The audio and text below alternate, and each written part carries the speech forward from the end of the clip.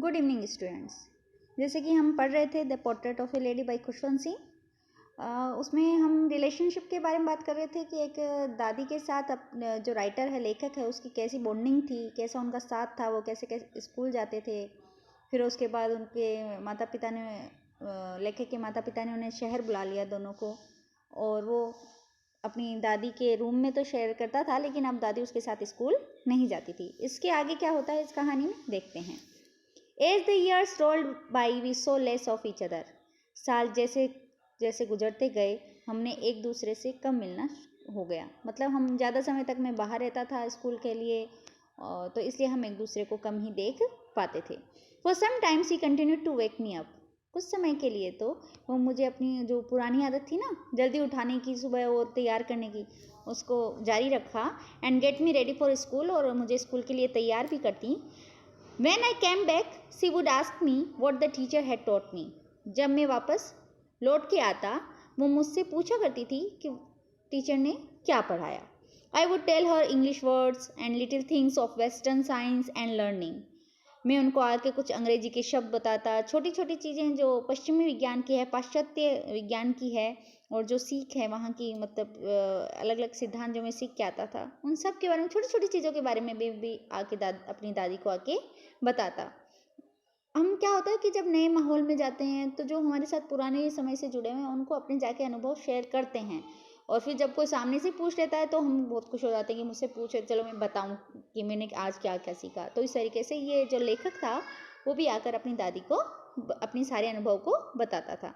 उसने बताया फिर द लॉ ऑफ ग्रेविटी, गुरुत्वाकर्षण का नियम, आर्किमिडीज प्रिंसिपल, आर्किमिडीज का सिद्धांत, the world being round etcetera, कि ये दुनिया पूरी गोल है दादी। ऐसी बहुत सारी चीज़ें जो मैं छोटी छोटी सीख के आता था, लेखक अपनी दादी से आकर बताता। दिस मेड हर अनहैप्पी, ये उसको नाखुश कर देता था। मतलब दादी इन सब बातों को सुनकर कभी खुश नहीं होती थी। She could not help me with my lessons, क्यों नहीं होती थी? क्योंकि वो इन सब पाठों में तो मेरी मदद भी नहीं कर सकती थी।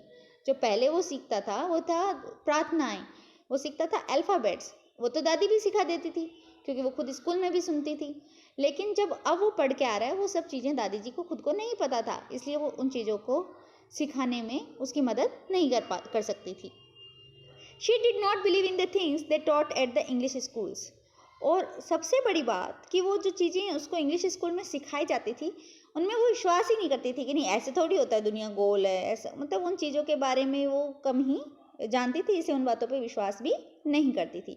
And was distress that there was no teaching about God and the scriptures, और इससे भी ज़्यादा उस जो दुखी हो जाती थी, टेंशन में रहती थी कि क्या कैसा स्कूल है जहाँ पर ना भगवान के बारे में सिखाया जाता है और ना ही धार्मिक ग्रंथों के बारे में।